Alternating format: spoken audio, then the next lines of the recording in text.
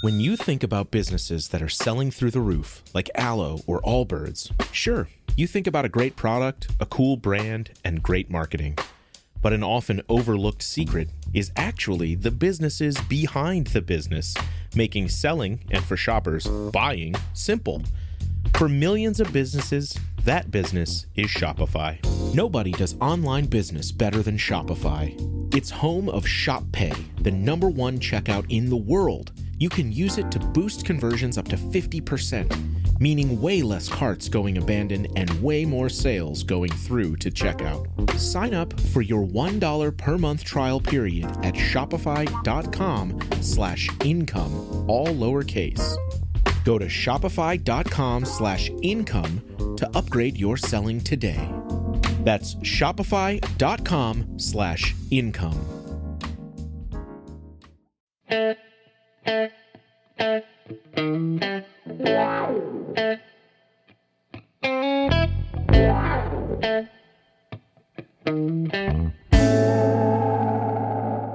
Whether you're a brand new or long-time listener at No Simple Road, you should know about Shop Tour Bus, and you need to go check out what's going on over at shoptourbus.com. They are the online lot's greatest provider of Grateful Dead inspired merch. Yeah, they are. And they not only have Grateful Dead inspired merch, they have t-shirts, hoodies.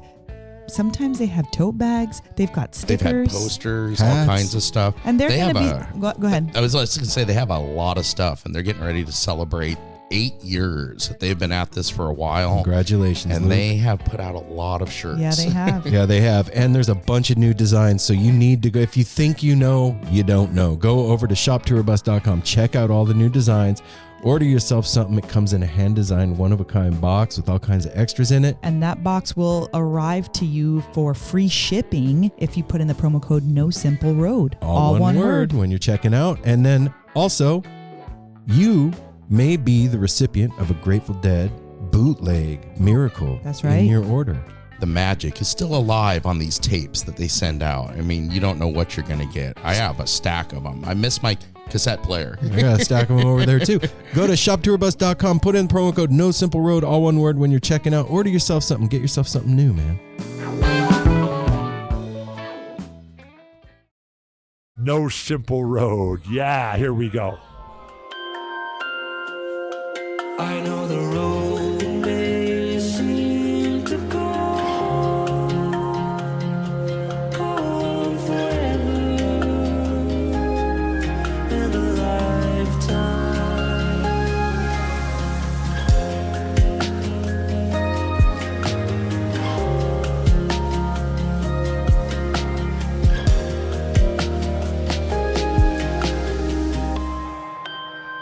All right, here we go. Here we are. We're back for Hi. another episode of No Simple Road. It's Aaron. It's Mel, and welcome to No Simple Road Podcast, everybody. Apple's not here, man. He's working, and we want to make sure that you guys get the episode tomorrow. So We couldn't wait. we're doing it sans Apple. You guys are used to it a little bit out Little there. bit, yeah. But hey, we are super stoked because our guest on the show, returning guest That's on right. the show this week is None Ric- other than Yeah. Come on, do it. Ric Robertson. Sorry, Aaron and I can't get it together. He won't let me talk. I won't let him talk. It's fine. It's all good. Look, we had an amazing conversation with Rick last time he was on the show. And Which I would urge everybody to go back. It was back in January.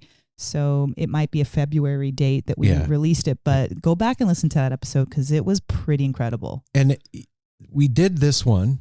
And when we were finished, Mel, what did you say about the conversation? You said you don't remember? No. You were like, that felt like when we used to do No Simple Road on the porch. Yeah. It felt, well, I think it once because he's a returning guest. So there was a little bit more of a comfortability, you know, and because we had such an incredible time the first time, it just felt to flow and like seeing your brother that you haven't seen for a long time. Like, hey man, what's going on? What's new? And it just felt very comfortable and reminiscent of early No Simple Road. Yeah. was thinking that before Mel even said it.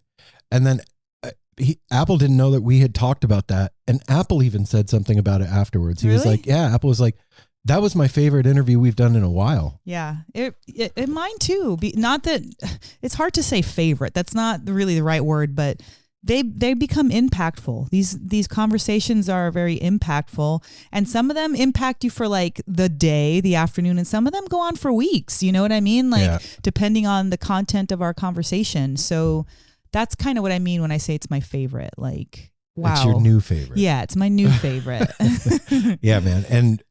If you all don't know Ric's music, there is some amazing stuff out there.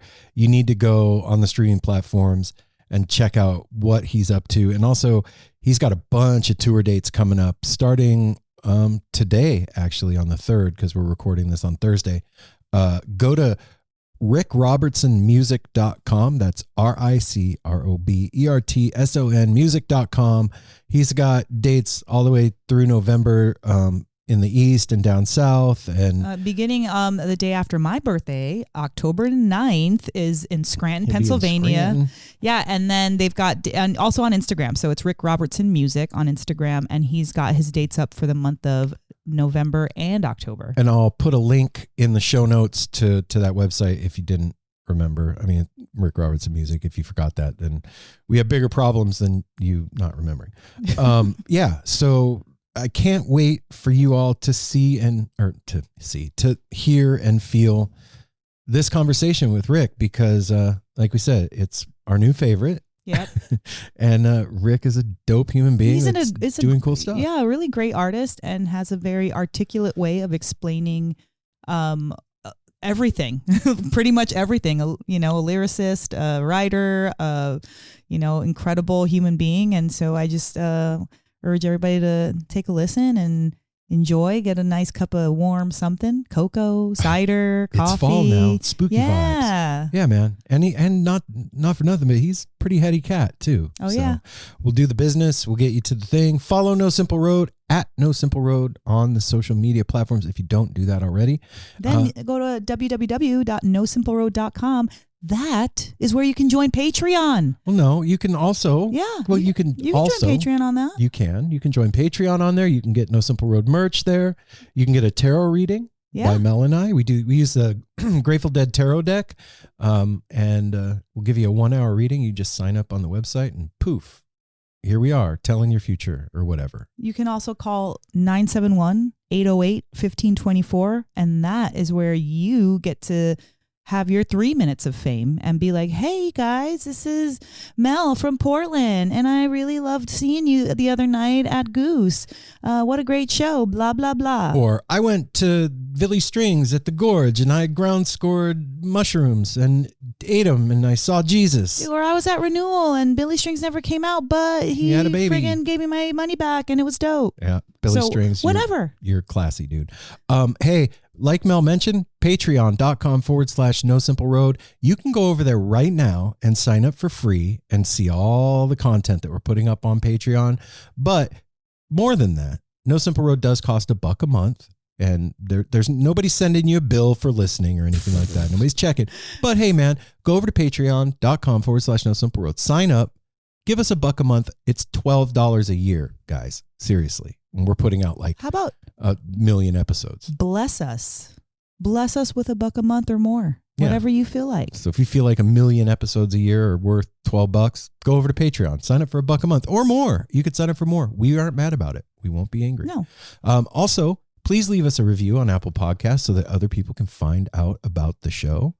But most of all, tell somebody you love or hate about No Simple Road, because that is how we spread the mycelial network that is the community that gathers around this weird little podcast that we created. And I'm just going to throw it out there. It's my birthday month. October is my birthday month. Thank you, Jordan, for introducing Meltober into our life. Meltober is here, everybody. And that'd be a really cool present, a 5-star review. To be like, hey, it's Mel's birthday, and I thought it'd be cool to leave a review. Blah, blah, blah, blah, blah. Blue, blue, blue, blue, blue. That's how you do that. Done. All right, everybody. We're going to get you to this conversation with Ric, and that's that. So remember, go to his website, listen to his music. If he comes through town, buy a ticket in advance, buy the merch, do the thing, support the artists that make the music that fuels our lives. Yeah. Without further ado, the No Simple Road crew gives you Ric Robertson. Woke up this morning to another day alone, to another day getting by without her. Sat down at the piano, cup of coffee and a smoke. What's that sound?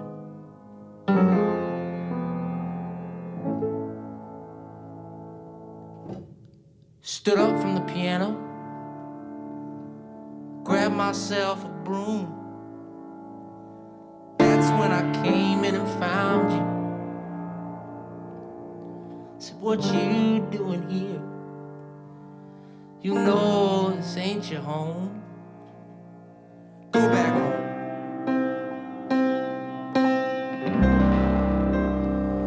Come on, brother Sparrow, fly through the window. You're clinging to the curtains, but you belong with the wind.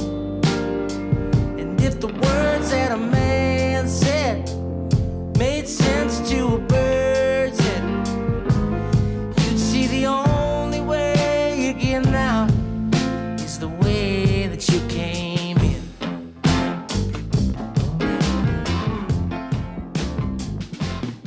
You swing high. Yo, Hey, Rick. what's happening? I like that. You almost startled us. Just popped in there. Like, oh, shit. Rick's here.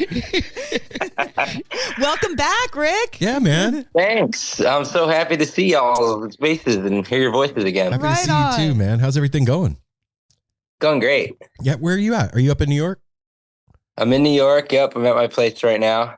I was just in my studio and I was hoping to Zoom y'all from there, but I don't think the cell phone reception is good enough. Are you yeah. like somewhere kind of remote, or is it just the house? So I live on like a 6-acre property, pretty remote in the country, in a town called Mount Morris. And yeah, my neighbors are Amish. What? Oh, cool. That's rad. Okay, It's cool. I have to ask. I got a million questions. Oh, good. Because we got time to fill, man. Y'all better have some questions. So, do you trade shit with your Amish neighbors? Do they? All right. Do you see them? We buy, yes, they Okay. come to our property to use a phone booth that Brian, like my father-in-law, built for them when he moved here 15 years ago. Actually, I think they moved here after him.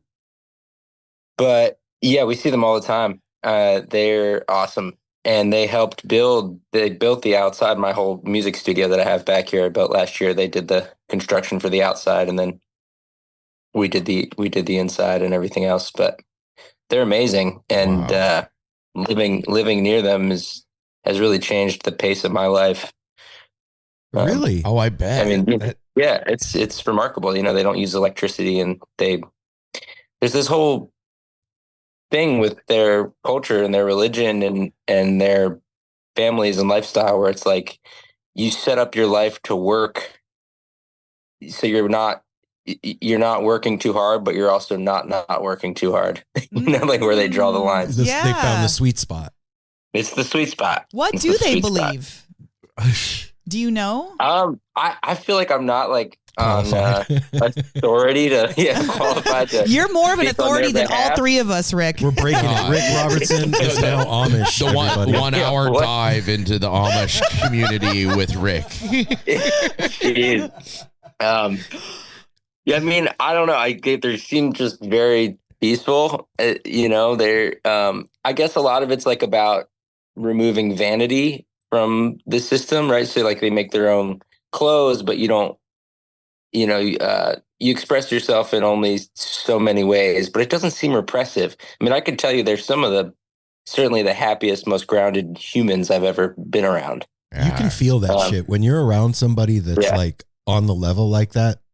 Yeah. That vibe comes through. Yeah, they have their own orbit. You know, you can feel Own orbit. Yeah. Grow their own food, raise their own livestock. That we participate in, which is great in terms of like, there's a farm stand next door to my house, you know, every day. Wow. Just get our food from there and animals and that kind of stuff. But I mean, you were saying that they express, how do they express themselves? I'm sure they're not about being too ornate, but like, what is the right.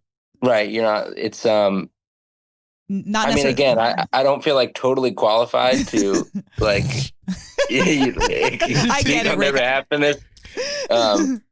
But you know, they're super open, and like I'm a touring musician, right? You know what I mean? They see what goes on in our property, which is like psychedelic parties and stuff, and they love it. There's not like judgment there. They're just Really? like, you guys, that's what I was going to ask. Are they tripping out on you like fucking weirdos no, next like, door? Whenever I talk to them, they're always asking about my tour, and you know, they have a lot of little kids, and the kids are just totally fascinated because we're like the one glimpse of, you know, one of the main glimpses of outside of Amish life that they see.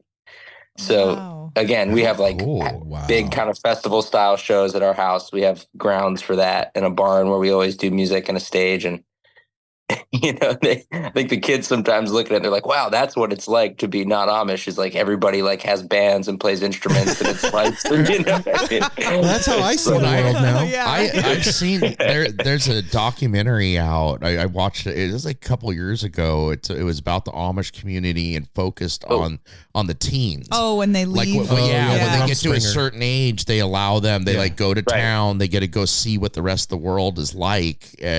Like they don't protect them from it. It's like, okay, this is our lifestyle. Go do drugs and come back. Go see other things and see what you think of it. And most of the kids were kind of like, I like what we're doing. You know, that was a cool glimpse of. Absolutely. I want to understand how being near them has an impact on you. Like, what was it that you saw or felt that made you kind of be like, whoa, I'm going to chill out, or just kind of had that effect, whatever it was? Yeah, well, it's like the whole pace of life, I mean, is just totally different. Again, this is an extreme example for me because I moved up here almost right about 2 years ago. I moved here to Mount Morris, New York, upstate in the Finger Lakes. And I moved directly from 7 years in New Orleans, like in the French Quarter, in the Treme. Like in the mix. That's as like opposite as it could get. Yeah, totally opposite as it could get. So it's being around them, but it's also just being out in the country. Yeah. And, you know, I'm probably like, I'm a 45-minute drive from Rochester, about an hour from Buffalo, you know, hour and a half from Ithaca. So there's cool cities I can participate in, but it's so different from the rest of my adult life, which was living in New Orleans, in New York City, in Boston, where it was everywhere, you know, sort of engaged with other artists and bohemian life, and you know what I mean, that whole thing. So it's really interesting, man. It's like it's given me a lot more solitude and a lot more, I guess you could say, boredom, but in like a good way, because I've like made a lot of peace with that. It's called space. And for my space for my creative life, it's been necessary and a great chapter. I mean, having said that, I really value all the time I got to spend in the places I did and being around other inspiring artists, like firsthand, you know. Yeah. You know, like New Orleans, it's like I walk out the door and there's just a second line and there's a million shows, and I would have to really try to not socialize. I'd have to make a boundary for myself to not get swept up in all that at a certain point. But here it's the opposite. I have to really make the conscious effort to socialize. Otherwise, you know, I have to plan hangs with friends and stuff like that, which, it seems like it's been a really good thing for me in my creative life. You know, it sounds very relaxing. I'm like jealous. Yeah, I think we're going to come visit you. Yeah, we're on our way. We're leaving hang right out with the bring you Amish all the social neighbors stuff you're trying to avoid. We're going to bring it to you. Yeah. Yeah. Well, I should, you know, clarify that by, you know, reminding you all that I'm a professional touring musician. So the social life and, you know, that's a lot of my life is just traveling and playing shows, and I get a lot of that in. So this is like a perfect balance for you then, because it's been great, right? You have to be out there and doing your thing, but then when you go back home, you get to leave that all behind, and like even your neighbors kind of like allow that for you too, like keeping that energy. Yeah. Like that's pretty impressive and dope. Yeah, good job of being able to pull it off. Melt Premium Mushroom Chocolates is where you need to head over to on Instagram to get your head right, man. Go to @meltmushrooms on Instagram, throw them a follow. And then you're going to shoot them a DM and be like, hey, No Simple Road sent me. Can I check out your menu? They're going to send you a menu of their 3 different gummies, 3 different flavors. Their chocolates, I believe there's 9 or 10 different flavors of mushroom chocolate bars. And then they also have capsules. So let them know what you want, and bingo bango. There it is. You get what you need. That's the hard part, picking what you want. I'd get everything. That's true. And if you've been toying with the idea of microdosing, like Mel said, they have the capsules. If you've been toying with the idea of macrodosing, they have everything else. And shoot them a DM. They're going to shoot you their menu. You tell them what you want. And for being part of the No Simple Road family, you're getting buy one, get one half off. So go throw a follow to @meltmushrooms. Shoot them a DM. Do it now. Thanks. It wasn't a totally conscious, like most things, it was just like how it ended up, but I love it. And again, we do shows here on our property. My partner, May, who's also manages and does my social media and is an amazing painter and writer herself and artist. We live here together, and her father is the one who found this property and who's been building it. And so we have my music studio in the back, which we built last year. May, my partner, has a painting studio. We have a house we rent. Her father and stepmom have another house they rent. And then we have this barn that's been converted into like a real music venue. Wow. And then Chris English, who you guys know, built a tiny house on the property too, which he's just finishing and moving into. So it really is like a compound, artist compound with shows. That's awesome. We love him. Send him our love. Yeah, I will do. And so, that's great. And then like the closest we're in a town called Mount Morris, but about 15 minutes away, there's a town called Geneseo, where my friends have a coffee shop that we do music at. I moved a piano in there about 1.5 years ago. We've done a lot of shows there. It's called Cosmic Charlie's. And you guys, I'm sure, know the origin of that name. But that's a whole cool thing where, like, again, there's a college in the town, and it's all just very rooted in community. And that's been a really great thing to, like, participate in the community life up here as like a resident musician and songwriter, where not everybody does that. You know? Yeah. No. We were just talking to a musician who shows there. Did you get it? Are you? You froze for a second. I got you on that. Okay. But we were just talking to a musician who was talking about his whole touring life, his entire life. And then now he's like up in Reno and kind of just taking it easy and playing small venues. And like, he'd been off of touring for a little bit, went back, and then was like, I'm not down with like staying in a hotel in like Des Moines anymore. On a Wednesday, and like, it seems like you're kind of creating this awesome thing near you where you can work and eat and play and relax all in one, 50-mile radius. A mothership. Yeah. Yeah, exactly. That's exactly what we're consciously doing now, and it's changed since the last time I talked to you guys, and like really focusing on that. Mm-hmm. And I will include I'm also touring, and I'm about to go on a 2-month tour, but really focusing on like from here northeast down through Georgia, which is a lot of space. That is a lot. That's a lot. But surprisingly, like that's not the whole country, and that's not what Yeah. It still excludes a lot. When you're trying to keep up with touring in all those places, you do end up in Des Moines on a Wednesday night in a Holiday Inn, questioning what you're doing. Life choices. So yeah, they're trying to be really, really intentional about where I play, why and when and what and for who. We just did a 4-day run of Fish in Colorado, like the end of the summer tour. And I had an experience on the last night where, like, how do I put this into coherent thought? I could see how my self is directly involved in creating my reality in a really like visceral, tangible way. And realizing that, like, when I'm not on psychedelics, it's still happening that same way.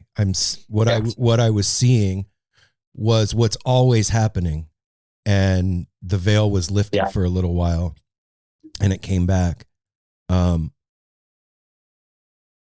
And then coming back from that and trying to like integrate the experience, I can see how just the intention of doing something creates the world that we're living in, the experience that you're having as a human being on planet Earth, but even more, the things that we have happen to us and make happen.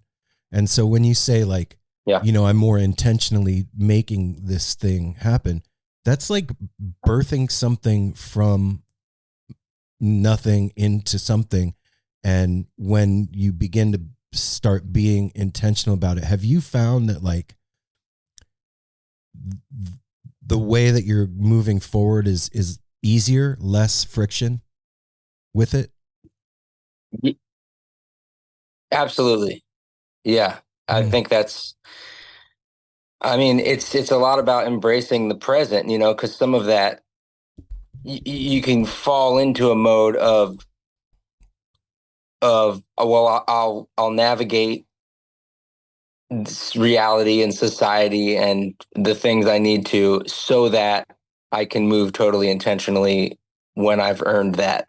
Oh, you know what I mean? Yes. That's like an easy way to fall into thinking. But once you drop that, you realize, oh, I can do all that now. Then yeah, it does. It's for me, it's it's caused a lot less friction. I mean, in my writing process alone, which is something I'm pretty deep in this current moment, I'm working on another album. I've noticed like I don't write any faster than I used to, but I'm able to show up for the process more peacefully. That's the work, you know, because it wasn't always. So I'm really, you know, just learning to cultivate the patience to stay in it for longer. And that's, finding some grounding in your intention with that and how you're living and what home is. And, you know, it sounds trite, finding center, all that stuff it's so important though. It's like vastly important. One of my biggest heroes in that regard, we probably talked about this last time, but I'll mention it because after we finish this interview, I'm going to see him play is Oliver Wood, the Wood Brothers. They're playing tonight in Buffalo. I'm going to go there, but he's someone who just seems to be, I want to ask him about it when I see them tonight. Cause I just yesterday listened through his latest album, Fat Cat Silhouette. I don't know if y'all have checked that out. It's a solo record. All right. Incredible. And he's just so prolific. I mean, if you take a step back and look at how many records the Wood Brothers put out, and then he put out his solo record during COVID, and he just did another one. It's really a life catalog now. Wow. And the quality is not diminishing. It's getting, to me, just better and better and better. And there's not many writers you can say that for. I can say that for that I'm aware of in like what I'm, you know, to my taste and all that. Right. So he's someone, even like when I was listening to that record yesterday, I'm just thinking like, you know, I could talk about songwriting with people forever because it really just seems like it happens in every single way. But one thing I'm really curious about is when it doesn't feel like it's working, quote, and it starts to, and that is friction, you know, that's how it came up. You're asking about that. Then how do people navigate that, you know, and where do you turn and keep things moving forward and accept that? Well, it sounds like too, just living out there for you, like give you a sense of grounding And when you're grounded, you're a little bit easier to tap in because you're not so floated up, and so like, right. Even his name, Oliver Wood, that's an earth element, like, kind of bring you down into like your space, your that confidence, your talent, your inner self, that voice, that channel, and at 52 years old, I don't know much, but I think I may have learned a thing or two along the way. And I think what you're talking about, man, when it's like, you're not feeling it, but it needs to happen because we're alive and we have to keep going. And, it's just showing up, I think is the thing. I think that our feeling about how it's going or what it should do is less important than us showing up to do the thing. That is your intention is speaking at that point. You have showed up, so you're available to it. I think I know I get in my head about shit way too fucking much, and I'm in my own way all the fucking time because I'm overthinking everything and trying to think 10,000 different angles about it. And when I'm just present and let go, and then it's happening. When I'm like, oh my God, what are we going to do? Fucking the numbers have dropped on the show this month and I haven't put out the episode yet. Fucking all my bullshit. Yeah. It's still happening.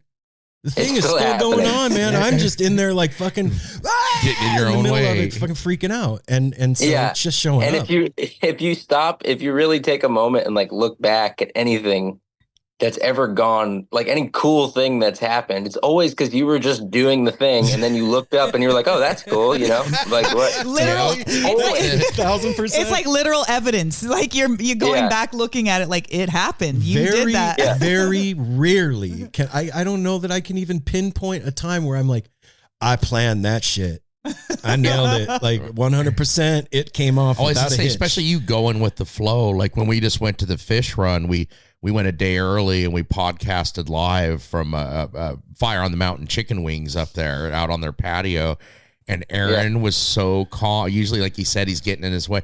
You were so calm. We had to have like equipment delivered. He had to get the PA system. Sure. Not one. Usually there would I'd be like, there'd be a whole like, oh shit. Yeah. Like getting all frustrated, and me and Mel are standing back like, can we help? What the hell? You were so calm, and it was the best like live thing. We all agreed. It was so fun. We had so much fun with it. Well, you did not get in your way or our way at all. I think, Rick, you could probably relate to this, man. Like the whole reason that you do what you do probably it's because it was fun in the first fucking place, right? Like, we should be having fun. And I find, and tell me if you can relate to this, I find for myself when it stops being fun, it's 98.5% because of me. Yeah. It always, I mean, and if there's extraneous circumstances, that's in your control too, in a way to like participate in that or not. But, you have to pay attention to that and put yourself in the circumstance where you're going to thrive.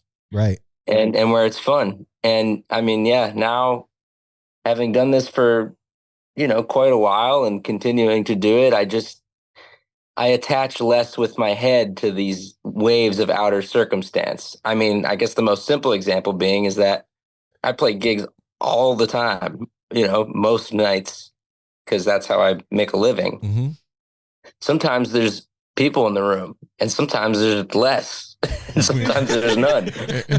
And like, it doesn't matter, it's like, it's really just, it doesn't change. Yeah. The music, it doesn't make it better or worse, and that's been something good to accept. I mean, obviously then there's, a certain, you gotta make a living at it. So there's like a video game like quality to figure that part out.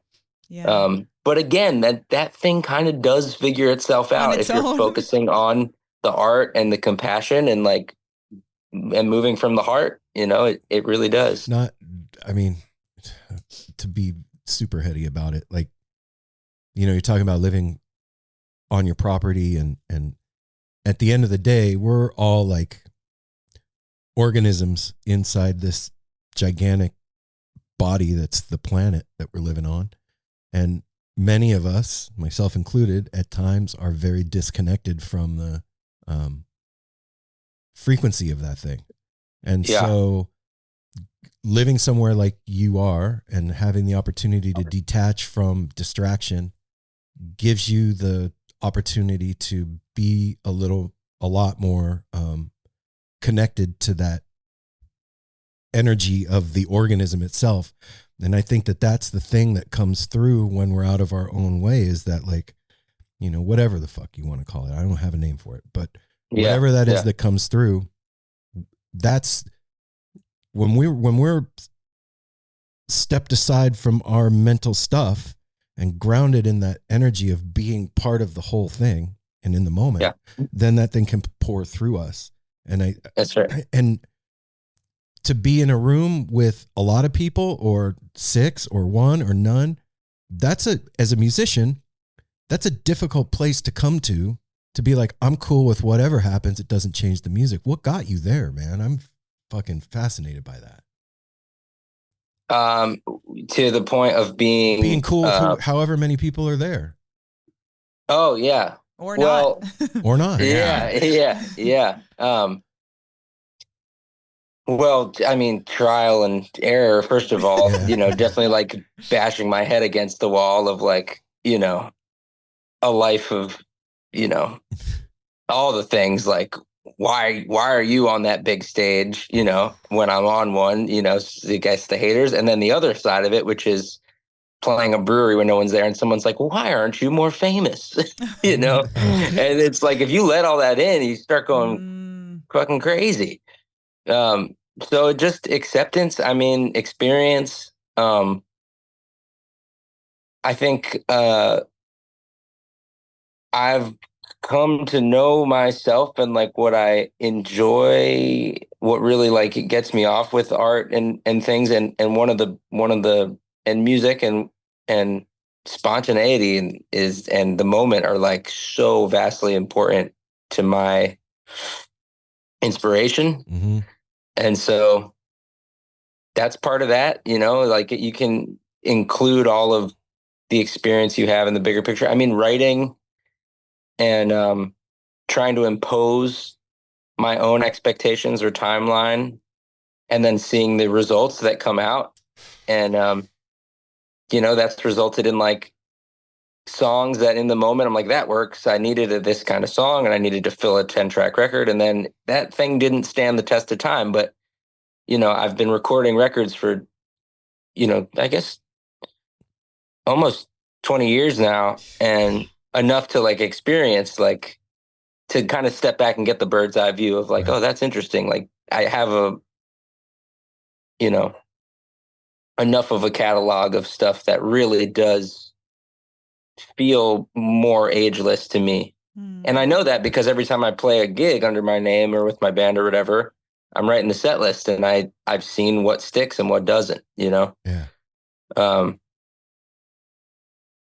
And, you know, after writing and been part of writing, I guess, however many songs, let's say 100, I don't know. It's like I've got 22. You know, it's like, it's pretty, you know, like which, like, if you see my show and I play 15, you know, it's like, that's 22 that I'm, like, completely behind, and that, like, I can sing them.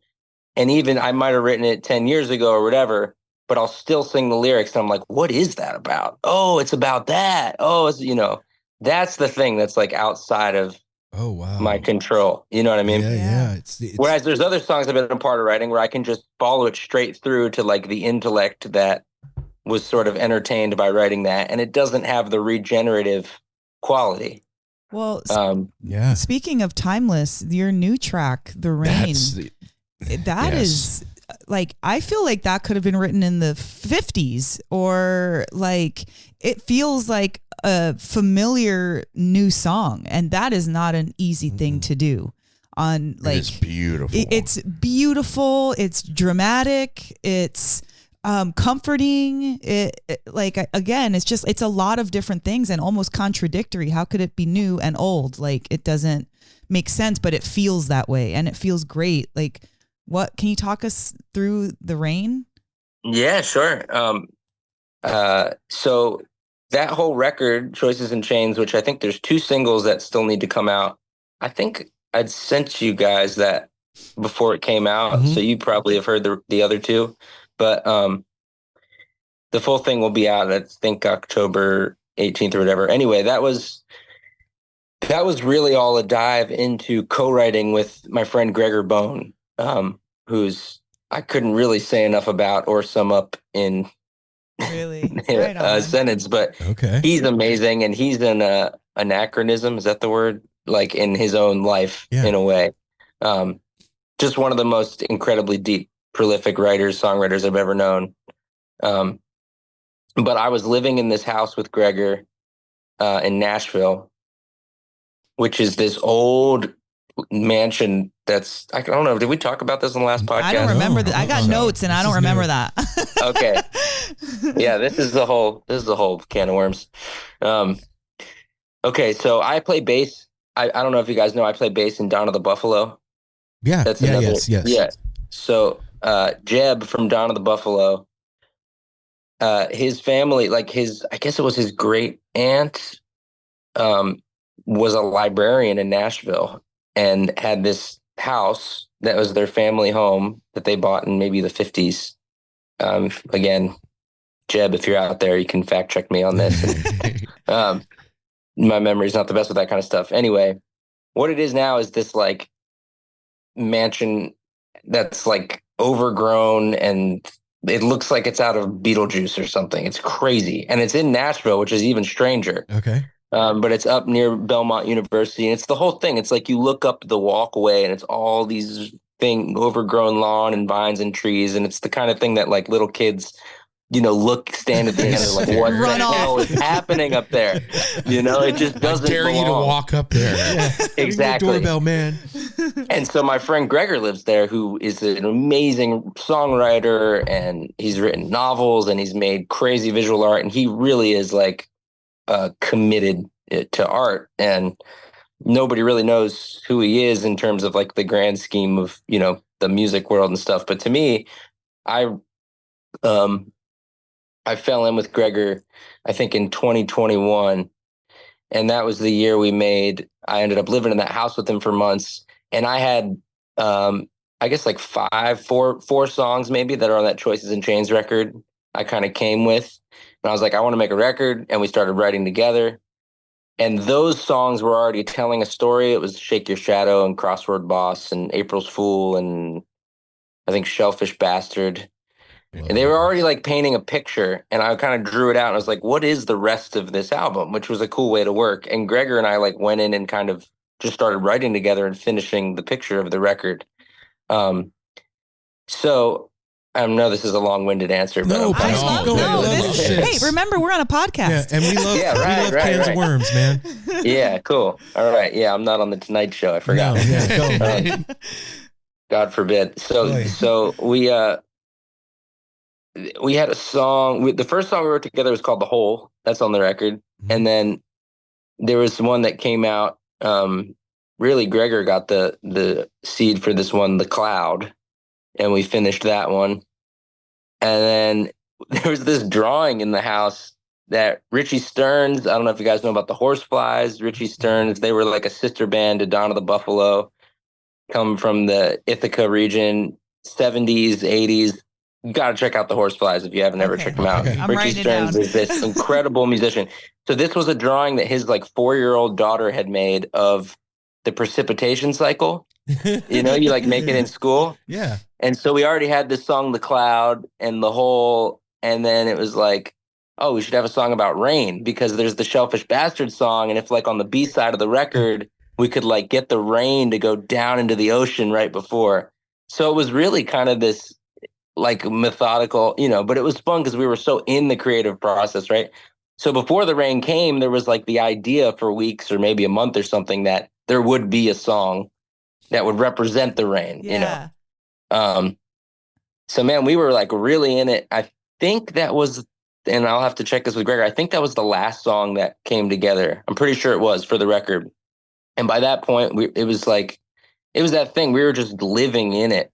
And so, you'd say something and that triggered something. It was like, that's the thing, and we sure as shit, we went to this bar where we would just like walk. I was like the one place outside of the house we would go to work on this stuff. And it started raining while we were sitting outside, and we were like, well, let's go inside. And then we were like, well, why do we go inside when it rains? It actually feels good. Yeah. And so then he had a little poem in one of his journals that said the thing like the tin roof. Yeah. It was about the tin roof talking. We're like, oh, that's good for the verse. And then we ended up like tagging on that the rain question, which is like, why do we go inside when it rains? And then the coolest part of writing that was, we were like, well, where does it go after the verse? We're sitting at the bar, and that's when the rain started. And we said, why do we go inside when it rains? And then Gregor said, yeah, why do we?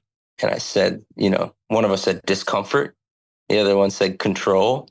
The other one said, is there a reason? I don't know, And then we were like, okay, so how do we write that? Yeah. And then he was like, I think we just did write it. I think that's all the lyrics. That's it. Discomfort, control, is it the shirt? The same thing. Is it the shirt you don't want to get wet? Is it the umbrella you forget? We just said that in a conversation, like line for line. Oh, and then looked up. We are like, that's it. That's the song. Went home to the piano. I just sat down, and that harmony just came right out. It was like one of those weird things, man. I don't know. Simplicity. It's simplicity. That's a and birth. like, Mm-hmm. yeah. And that one, like we recorded it too. And I love the way the recording came out, but like I hadn't played it on gigs until recently. Like even like this last month, I think I had a couple gigs up here where I played it live, and I was like, oh, right. It really does put you in a trance, Yeah. So yeah, I think that's the story of how that song came together. Well, Beautiful thank you answer. for birthing Yeah. to you and him for birthing that, because now I feel like that's a song that I'll have with me forever. Like, Yeah, Absolutely. there's certain songs you hear them and it's like, oh, that's cool and Right. whatever. But then there's certain songs you're like, what the hell? Why does it make Right. me feel a certain way? Why does it feel like my best friend and I want to hold its hand, kind of a thing? So Well, and that's what And that the- did for me and this the morning. piano, Yeah, the piano playing on it, when you get to a point, like it almost like seems like it's gonna fall apart, and it gets weird, and it just, Yeah. it's just an amazing, It's an amazing song. piece. Yeah. That's how I feel about thinking about you. Is that? Oh yeah. Yeah. That, Yeah. for whatever reason, I saw you play that here at the Aladdin with Sam. Yeah. And I was like, I've never heard this Dylan song before. and I went and I looked it up afterwards, like, oh, fuck, that's his song. And I think we talked about this last time, but like, Yeah. You mentioned that last time. to me, like, to be able to do that lyrically is straight up magic. To be able to like put it together that way is a magician in my mind. And channeling whatever that is. Yeah. If you're waiting for the connection to the source that you began this talking about, Yeah. it is magic. I mean, it simply is. It's not like a woo explanation. That's what it is. And so then, yeah, again, like my whole path now, it really is focused on just cultivating the patience to wait for the magic and filling in the meantime with whatever the kindling is going to be that helps attract to the magic, which is a whole variety of things. It can be anything, right? Like It can be going to a anything. bar. Yeah. And then, and like one of the questions I have, still is like, and I was talking about, I'm going to ask this to Oliver later when I see him, like, when do you stop and when do you start? Because sometimes putting it down is the answer, and sometimes persisting is the answer. And that's one I still really struggle with, Yeah. especially like right now, I'm like deep in writing a batch of songs for a record. And like, it's not comfortable, I want to ask too, being a writer, like there's got to be some things that you don't share, You know, there's got to be some things that maybe you write that are prolific and incredible, but that you don't share. Is mostly that? It's mostly that. Really? And so Yeah. how do you decide the latter? How do you decide, like, this is prolific and incredible, but I need to share this? Well, so there's a distinction there. I keep journals, you know. Okay. Yes. So like journaling is one, you know, like I don't share that. Yeah. And I'm still torn about like whether those should be burned before, you know, when I die, if I'm so lucky as to be able to choose something like that. But, cause you know, it's like, I'm a there's all journaler kinds too. of I shit in there. understand. Yeah, I get that. You know, but I'll sometimes I'll flip through these old journals and I'll read one and I'm like, man, that was kind of really something. Yeah. And then I'll read the next entry and I'm like, I'm a freaking psychopath. You know what I mean? Like, I hope nobody ever reads that, you know? So there's like a baseline of like, when do you share, you know, and there's certain liberation in the journal writing, right? It's like, I mean, Ric Rubin says in his newest book, The Creative Act, which I don't know if you guys have read it. I was going to bring it up a minute ago and I just didn't. Yeah. Well, maybe you intuited I was going to bring it up right now, but I love, he says the thing, like, nobody can tell you how to write a journal entry. It's just, that's the beauty of it. There's no, you know what I mean? Nobody can have an opinion about that. And the same should be said for songs or whatever, although, you know, we do have opinions about it. And I certainly have taste for what I like and don't like, but I'm not necessarily someone who has like I don't have like some back catalog of a bunch of finished songs that I haven't. I have a hard time like finishing something if I'm not inspired by it, you know? Yeah. So for me, like I have enough. You know, the goal I've set for myself right now is to record and release a record next year, you know? So like, I'd like to have another, but for me, that's 9 or 10 songs, you know, could be more. I'd like to at least 9. And again, like my Choices and Chains records coming out this year, a lot of which was co-written, but it was recorded in 2021. So, you know, that's kind of the pace I'm working at. It's like, shit takes a long time for me. Yeah. And like come to accept that. But also I have a really high bar for songs. Like I'm at a younger time in my performing life, I could perform songs that I wasn't 1,000% moved by and just kind of play the game of like, well, this will work. But at some point, and honestly, meeting Gregor and becoming, you know, really brothers with him and his getting to get close to his process with art and writing, I think kind of tipped me over the scales. Even that Carolina Child record, which I'm really proud of and has some, again, like some great songs on it that I still love and play. There's a couple, there's filler, you know, I can hear there's like, okay, I needed a song there, but I don't feel that way on the Choices and Chains record. And I don't, hell yeah. You know, at some point, like with Gregor, I remember him saying, all right, like because he liked that record, Carolina Child. And that was really before we became very, very close, that he heard that. And that we had this little mutual, I think, admiration for each other. But I remember at some point sitting on the porch with him at the house and he said, all right, next record, no duds, you know? Oh, wow. And it's like, fuck, man. Well, you know, but how do I play the game of, you know, and how do I keep you know, get gigs? And he's like, that's not why we do this, man. You know, see, somebody like that's bringing you up constantly. Like that's a good brother to have on your side, man. It's like shooting hoops with Michael Jordan or something, you know? It's just like, yeah. And he is, I will say, I've never met anybody with more of a catalog. I mean, he must have somewhere like 500 songs or something. Holy and each one, shit. You're just like, no way, you know? And you can find him, and he has records out on Bandcamp, and he has records out under the name Hawk Alert on Spotify, and he's got a lot. But there's been eras of him and his musicality. And most recently, he's got a band with Jeb from Down to the Buffalo called Yet to Be Gold. That's really just Gregor's songs with a 4-piece band. And Aaron Lipp and I just did a little run of shows with them up here, and we're going to be doing more. And but anyway, yeah, just to get back to answering your question about how do I decide whether to share something? I'm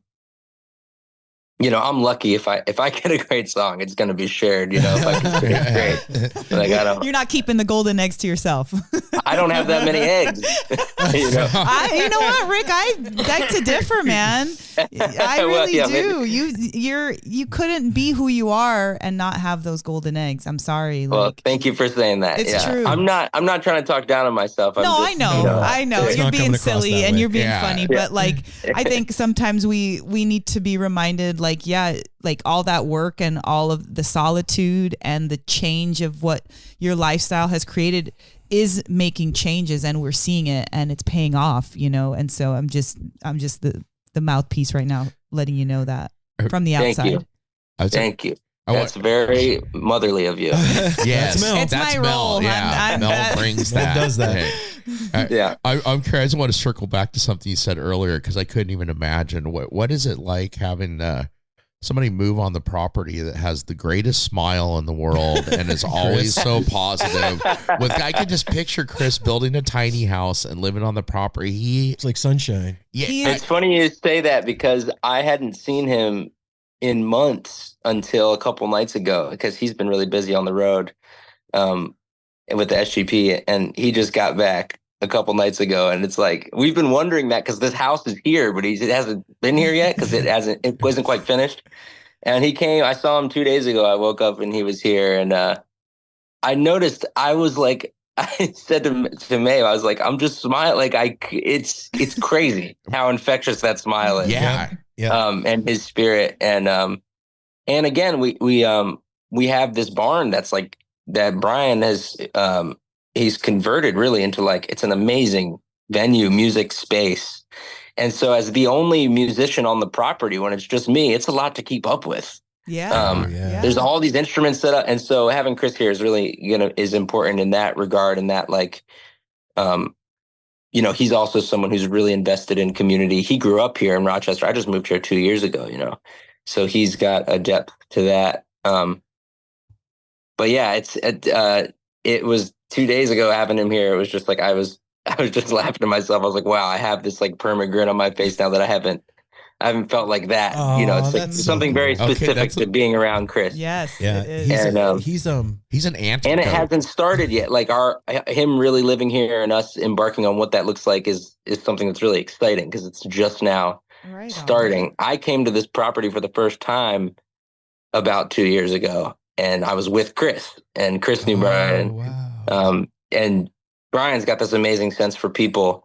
And so he knew Chris and me and Aaron Lip all separately. Oh, wow. And he was like, you three, there was kind of this mythical thing. And then lo and behold, I ended up moving here. I fell in love with Brian's daughter, who's my partner now. And Chris is that. So all the things kind of came together, and there's a magnetism there that's really something to celebrate. And I'm excited for the time that when Chris gets some more time off and finishes the house, and we get to sink into whatever will happen when we're all here being creative.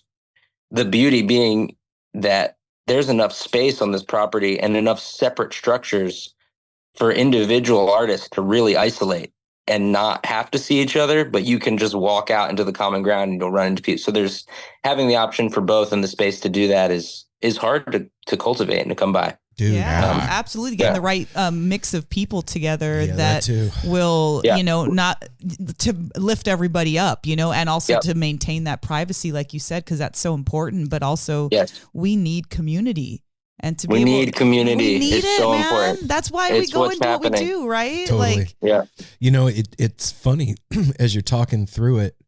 We've had our own experience like that moving here to Portland, and just meeting our friends, the Raverts, that own this property out in Sandy. That's, they're turning into a festival ground, and our friends Sean and Meg, Long Strange Putt, they came out here with us after we went to the Sphere, and they were here for a week. Now they bought a house 4 minutes from those festival grounds, and there's this thing happening that you can, if you zoom out, you could see it. And I think that's part of the thing that we've been talking about this whole time, is like, when you're available to whatever that is, it starts doing stuff independent of you and putting its pieces together the way it should, because it's an organism. Like I said, it's an organism. Yeah. And so it wants we're building it, and it's not for us. It's for the next generation. Oh shit. Whatever we build, that's what it's for. It's not for us. No, Rick. it may be too soon, but are you into being a parent at any point in your life?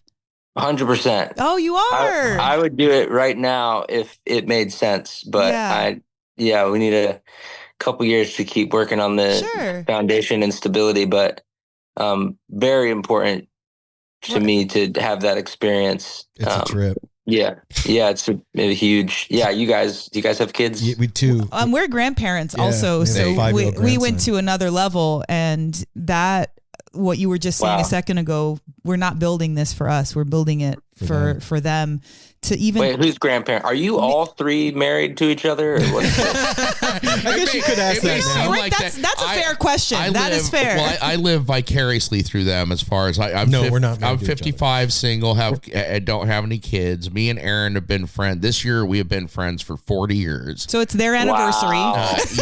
And they have been married for 27. Coming on 27 years. Yeah. So we are so cool. Very close. But what you asked is funny, because sometimes people are like, "Are you guys a threesome? Are you guys like a tricycle? Like where like we're just very, very, very close." Apple and I are that's my platonic brother and life sister. Well, I think what happened was no. Go ahead. You can ask. Oh, I was just gonna circle you. So when you guys met, you were like 12, and I was 12, and I was 14. Yeah. Wow. I was this like little skater kid with my head shaved with a crown, skating down the street in my neighborhood, and he was hanging out in the garage. I was a total metalhead, like with long hair. This is the 80s, right? Yeah, early 80s. The 80s. Feathered hair. We had a mutual friend, and I see him skateboarding down the street, and just like he said, you recognize certain people in your life. I'm like, who's that? Who's that dude? And our friend Henry, he's like, that's Aaron. He lives right out. You never met Aaron? And he's like, hold on. He's like, Aaron, come over. Like yells at him across the street, and he comes over. We've been friends ever since. Like that day we hit it off and became like best friends, and life's 40 a trip, years man. later it continues. And then he brings this angel. This angel comes into his life when we were both at a bad point. Like it's the only time in our lives we weren't hanging out. Yeah. I went to like kind of self-imposed rehab in California. He was living on the streets. I was circling the drain on the street. She literally came and saved my brother. I mean, I didn't really come. Aaron pulled me in. He kind of pulled me in. Yeah. He pulled you into the drain. Yeah, it's almost. I tried. I was like, I'm not going to no damn drain. What are you talking about? I got shit to do. Aaron and I are 7 years apart. And so, I had a whole different trajectory. I was doing my own thing, and I had a daughter already. Aaron and I got married when I was 19. So I had, and our daughter was 2. At that point, Sydney was, she was almost 3 years old. And so not like I had my shit together, but I had somebody that needed me. So I was getting my shit together. I was like working and trying to be this mom. And like, that was so important to me. And then he shows up in my life, and despite all of his self-inflicting, BS that was happening at the time, the love that poured through him for me, randomly, like it just literally came out of nowhere. It wasn't like we've known each other for years. We had just met, Yeah. And I just didn't understand that kind of love at that point. I didn't understand what that even was. So me either. Yeah, we both. It was dude, it was weird. So that's how it comes. Mm-hmm. It does. It was so we lived this awesome life, and 8 years ago, maybe 9 years ago, we talked about moving out of Vegas, and like our daughter's already long gone. She's in LA, living her own life. We have a son. He's about to go to high school, and we're like, let's like do something different. Aaron needed to get out of there, and so as a family, my husband, Aaron, me, and my son, were like, yeah, let's move. And then Apple's like, you're not fucking without me. You're not leaving me. And, you're my family. And so at that point, we kind of made a decision to like mutually all live together. And that's kind of a radical idea in some ways. And maybe in some spaces that's not radical, but like we had to really decide like, okay, it's going to be us as a married couple with our kid and his BFF. And then when we start talking about all this, Aaron's nephew, his sister's son, was like, well, hey, you're not going without I want to get out of here too. So we all went. Wow. Yeah. So we got this gorgeous house here in Portland and we just started living together as a family. Like we had never done it before. We never lived like that. That's you guys all live there still? This is it. Yeah. This is the space. Yes. Yeah. Oh my God. I had no idea. This is so cool. Rick, I wish you knew me then before we moved here. We were actually just talking about this in the kitchen before we came on. I was like over 300 pounds, like sick. I was 50 pounds heavier than I am. Like when we moved to Portland and all became like a family and I had community around me, I healed. Like it healed me. And No Simple Road started. All within like a year of us coming up here was like, you want to talk about fucking magic, dude? Like, this thing just like laid itself on us. And I was telling her, like, the cat that we talked to before you was saying, you know, he was in his 40s before he really felt that comfortable with in himself. And I was like, yeah, man, I can honestly say I didn't know who the fuck I was until we got here. Like I was like 44. That was when I could finally say, oh, this is me and I'm comfortable. And I'm okay. And that's a trippy thing. And, you know, we're talking about magic. That's the shit you just can't explain. Like what's going on with you guys up there. It came together. It's so similar. It's really eerily similar. I mean, moving up here was me actually a huge transition in my life with my own, struggle with demons and self-inflicted, unconscious, a lot of it. Of course. But coming to terms with addiction and different things, and same. Even a marriage that ended, and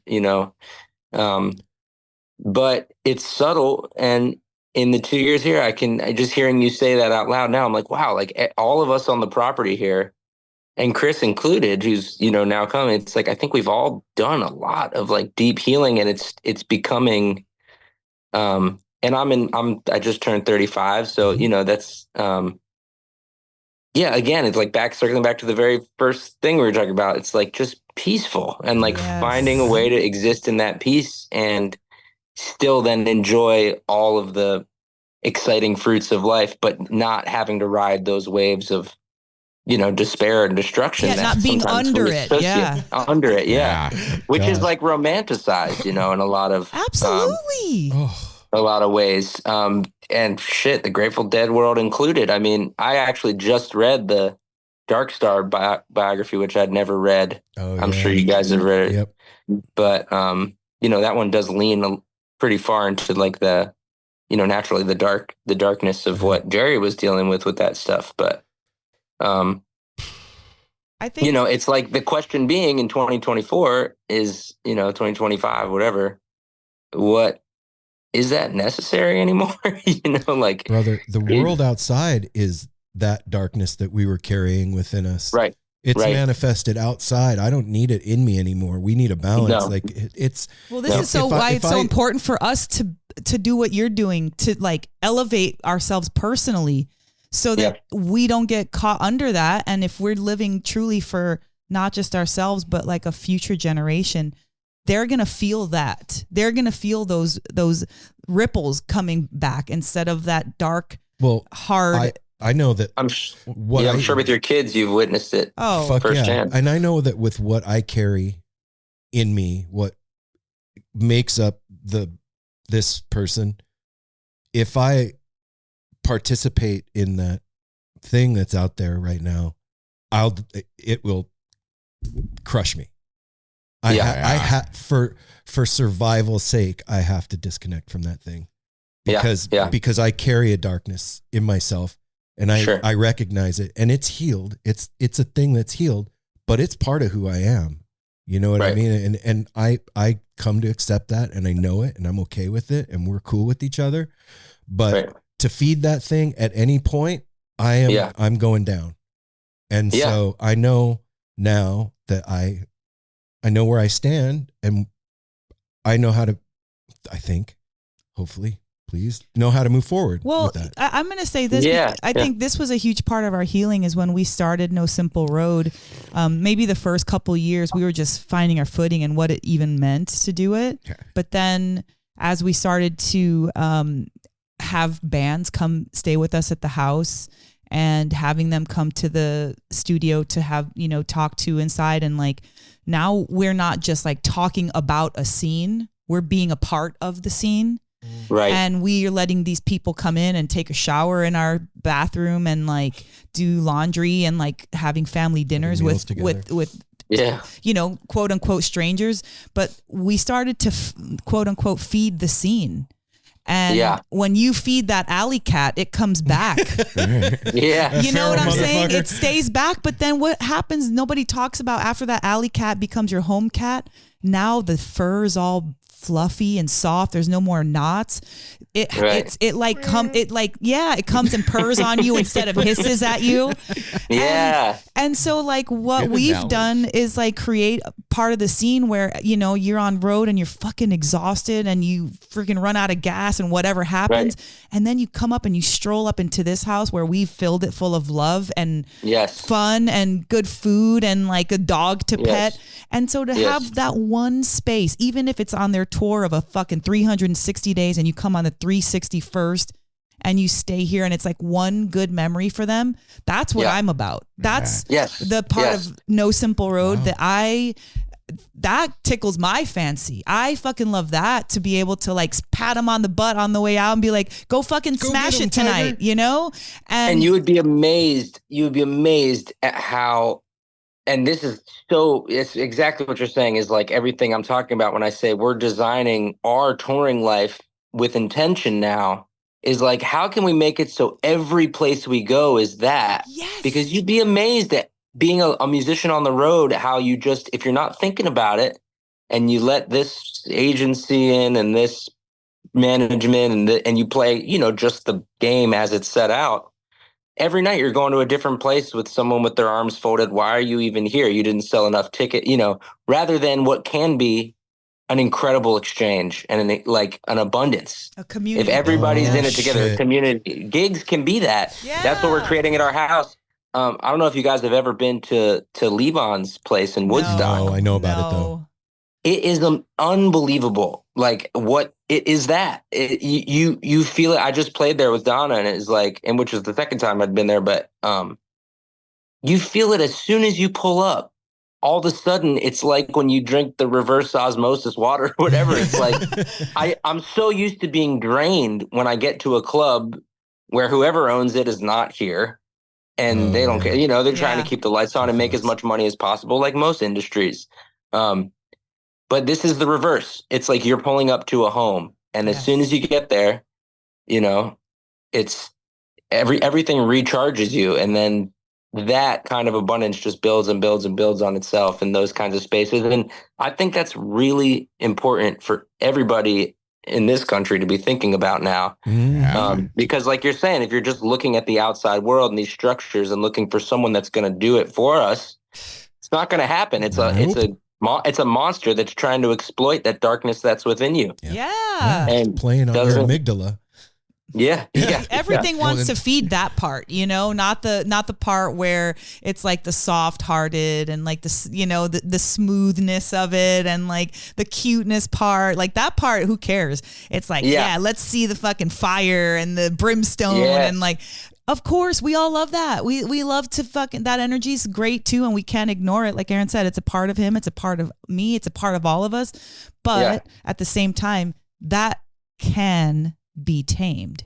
Yeah, it can be tamed and it can be utilized and it can be played with. And that's why art is so cool. Yeah. Fuck yeah, man. Fuck yeah. So dope. That's I think definitely I'm very serious about that. It's on our radar to get up there. We have friends and we know a lot of artists that are in the Woodstock area. And upstate New York and everything. And there's magic everywhere. But it seems to me like it used to be years ago, like being an artist of any kind, music, whatever. You had to go to the city. It's like you got to go to the city. You got to get in the city. You got to get immersed, and that has changed. We're hearing it so much more, like you're doing there, and like what we're working on doing is getting in this hectic world, getting removed from the city. You can always go visit it, but to go back to like grassroots and comfort and I see home. it like these like lighthouses. Yeah. There's these lighthouses all over the country that are popping up that are going to be well, I think really COVID important. put it into hyperdrive. I think so too, man. All of us that learned a lesson from COVID, like a lot I don't of know that people I would have did. ended up moving up here. You know, I was in a grind, you know, in the So cities were we. for a decade. Yeah. You know, that's cool to hear. I just want to say that before we move on to something else. That's really cool to hear, Rick, that out of your necessity to get out of that, something beautiful has been birthed. And same thing with us, out of our necessity to like keep my husband alive, we moved here and created something, and on for everybody else. There's stories that are doing the same thing. Like we don't have to be ashamed of our darkness. We just have to utilize it for better. Yeah, that's right. Amen. That's for real. You know, we were talking about Chris English a few minutes ago, and one of the things I know about him is he is really good at staying in touch. Yes. He is. Yes. He has been like, he's taught me something just by like every maybe week and a half, I'll get vibes, just a text that just says vibes, you know? And I think if I'm paying attention after this conversation and knowing that he moved there, we all need to stay in touch, Rick. Yeah, man. Like for real, no bullshit. Yes. Like I think, there's something there, and who knows what it is. And you got my number, like I said, we got this property here, and Chris is, you know, this is family, you know. So you guys, I'm excited to see what comes of that in the future. Yeah, the name of the place is it's Rhythms Ground. That's where you guys. Yeah, that's not our space, but the friend they were talking about. That have it's 25 acres. Oh, okay. And it's a magical place. Like there's a upper level of it that's 7 acres. That's a 7-acre arboretum where the people that owned it before them like brought trees from all over the world and planted them there. So there's like monkey puzzle trees and purple pine cones, and like it's a Alice in Wonderland. It's pretty incredible. Yeah. And then the lower whatever, however much, is this huge natural amphitheater bowl that they have, like the two of them. It was all blackberry brambles, and it's like acres of it. And the two of them by themselves have cleared this thing into the most lush green grass, pristine amphitheater just through like their own two hands, just the two of them. Wow. They've created, they have like what do they say, like 50, 60 head of elk. Now that they've cleared it, like it's given them the elk come through every evening through their property, and it's a wonderland out there. They've done a couple of local festivals out there, and we're working on something for the summer. So let's stay in touch about that. And that one is that out in Portland? Yeah, it's just outside of Portland. It's like 40 minutes from our house in Sandy. Yeah, great. Yeah, man. Love you, man. Yeah, man. This was awesome.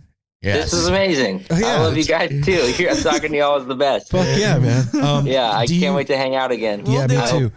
I hope to make it out that way sometime next year. Let's see if we can make it happen. Yeah, likewise. Yeah. We'll see who makes it to which coast first. We want to come see each other. Like, one of my favorite things you said on the last episode, Rick, was we all hear voices on some level.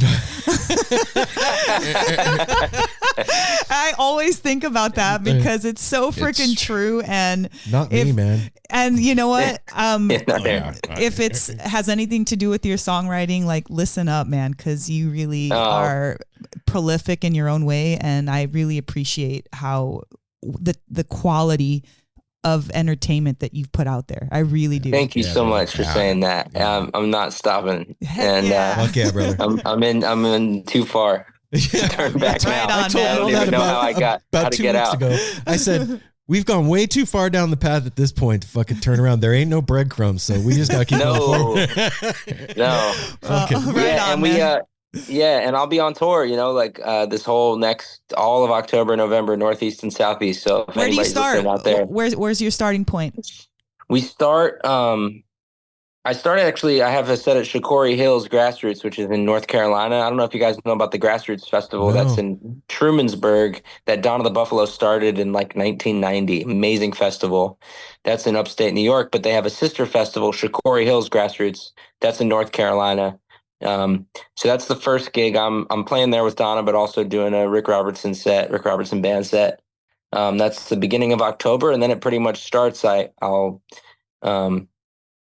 all the dates are on my website. Yeah. I'm not the best with that in my head, but it's, Syracuse and Ithaca, Geneseo, some gigs in Pennsylvania and outside Pittsburgh near Philly, a bunch of stuff in October. And then November, we go down to Georgia, North Carolina, Tennessee, Virginia. And those are kind of the regions that we're really building twice a year. Again, finding the lighthouses, finding the people that the family connection with people that really get what we're doing and we get what they're doing and we can build something. And then, hopefully next year I have some exciting opening tours where I'll play solo, like on the line, which might bring me out to where you guys are. Okay. And if not, like touring out there solo is huge on my list and just being able to drive out that way. One turn that May and I made is we got an Airstream at like a 73 Argosy, like one of those silver, Yeah. So now I'm really like kind of in this motion, like how do I fashion an actual piano that I can move around, Oh my gosh. set That up would like be dope. gypsies, just like troubadour style. So I think a West Coast trip, with me doing solo and us kind of camping out, So anyway, there's a chance we'll end up on your lawn. Heck yeah. And our lawn is open There's to a you. big spot for you. Yeah. Right on, man. I will put a link to Ric's website in the show notes for everybody listening so that you all know what the hell is going on. And like I always say, if he comes through, support our homie. Yeah, man. Thank you so much. Blessings to you and your Talk to you wife. soon, brother. Yeah. Yeah, y'all are beautiful. Much love. Talk to you later. I love you, Ric. Mm-hmm. It's Ric was on the show 6 months ago and we talked about him coming back on and I was like, yeah, cool. And in the back of my mind, I was like, gosh, I hope there's enough for us to talk about. It's a kinship. Holy now. Shit. It's and what they're doing there and everything. Bless it's Brian. Mm-hmm. Finding that property and making a place for that lighthouse that they're building. That's really cool. God, I want to go there like now. Yeah. I can't even talk. Conversations like that, I feel high when we're done. Yeah. Like for real. Oh yeah, like satiated. There's an elevation that happens. Is a lot of things. We elevated the energy in the room, and in our we created something with the four of us just now, and we brought the energy up. We all were laughing. We were all happy at the end when at the beginning we're just kind of getting to know each other. It literally happened. We did that. We good raised solo, it. everybody. Yeah. And all at the same time plugged into the whole mycelial network of all the people we talk to and know that are doing the same thing. It's so reassuring in this world we live in that it is getting stronger and growing like every minute. I hope that everybody that has worked with Ric in the past, musicians, get to listen to this because I feel like this is a really great episode to get a little bit deeper with him and just to feel his heart. He's got a really great heart. Not that I don't feel like this about every episode of No Simple Road, but there are certain ones where I'm like, God, I wish everybody could listen to this one. Me too. Really want people to hear this. Too. This is one of those where I'm like, fuck, I hope a lot. Well, I think this is what I said. Sometimes we should do like a little, either an episode or maybe even just on not Facebook, on Instagram, like, part 2. What episode do you think people should listen to and why? Go, Aaron. And then that's a good idea. Yeah, right? like one of our rewinds. Because we have 400 and something episodes, and no one will ever know about them unless they know about them. Do you know what I mean? We forget about them sometimes when something comes up, and like when I go strolling through our past one, it's like, holy shit, I forgot we did that. What is this one? And have to listen to it to bring it back. Absolutely. Like 7 years, 7+ years. It's insane. So anyway, I just got to add too. I want Amish neighbors. Me too. Me too. I want that. You're right, Apple. As soon as he started with that, I'm like that was jealous of that. We're all like, tell us more about I this. know. I want to know if he gets that. Have you ever had Amish friendship bread? Yeah, I'm sure he's had it. I'll bet it. No, I don't know. You don't any know about Amish that? You don't know about Amish I've friendship had bread? some. I've had it in Vegas. Me We had too, it- in yeah. Vegas. Oh, you can. Okay, I thought No, you not meant you like, can buy it. You can't have buy to it. find somebody who brings it that It's knows. like a baggie of goo, and you have to make it, and then Oh, okay. So it actually comes from Amish people. Yeah. or Oh, somebody. yeah. It's not like you go to a store. Well, that's buy- what I'm yeah, picturing. yeah. I don't know Amish people, but it reminds me like living with Nick and the Mormon neighbors. She would call the house and be like, "Come meet me at the fence." We'd go to the fence, and They bake you like, bread? Yeah, Yeah. baking bread, all it's fresh, hot out of the oven, and we would devour an entire loaf. So this was like sometimes. a freezer bag that had it almost looked like a half a quart of sourdough start, yeah, like liquid gooey stuff, and there was instructions with it. And when you make Amish friendship bread, which is a mouthful, you have to give the leftover goo away to somebody else with the instructions. Oh, okay. So it is like kind of passing on the Yeah. starter for Yep. sourdough or something, and it just keeps Keeps it going. Keeps and- going. Yeah, it's so dope. the love is It's so contained cool. and continued on. It's like a chain letter, but you can eat it and give it to some and share it. Yeah. Anyway, go see Chain Rick bread. because he's dope. yeah. Yep, that's how Yep. you should finish it. Uh-huh. There's Drop nothing the else to mic. say. Boom. And beyond that, hey, guess what, everybody? What? I bet you didn't know. We'll be back on Monday with another episode of the No Simple Road Weekly Rewind. If you're new to the show, that's us three just hanging out talking about stuff. And then we do an interview with an artist or musician or painter Whatever. or chef or Maybe mechanic whoever. on Friday. Yeah. Until then, take care of each other. Smile at a stranger. Safety third. Hydrate.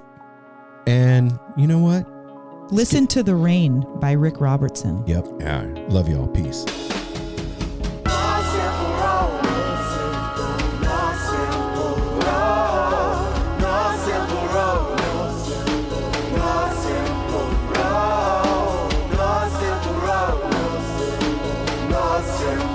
Like twist and turn, the mission turn, and it's a journey. Wish the word is many problems, but it's a burden. Felony just been deferred, and hell it means been the earth, and alchemy can bring the birth, the melody of a newborn. So persistent, so resistant, so insistent, so commitment, so resilient, or haven't you learned it? No simple road. No simple road. No simple road. No simple road. No simple road.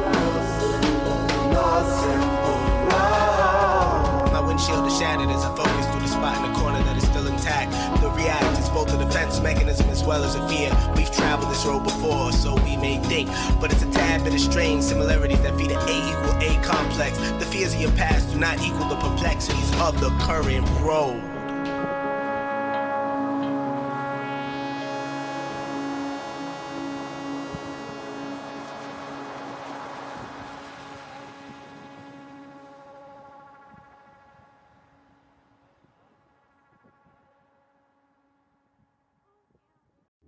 Hi, this is Henry Kay, host of the #1 music history podcast, Rootsland. Come with me on a journey to Kingston, Jamaica, where we explore the world of reggae music and the untold stories of some of the genre's greatest legends. From the ghettos and tenement yards where the music was born, to the island's iconic recording studios. We are so excited to team up with Osiris Media, the leading storyteller in music, because as you'll hear, sometimes the story is the best song.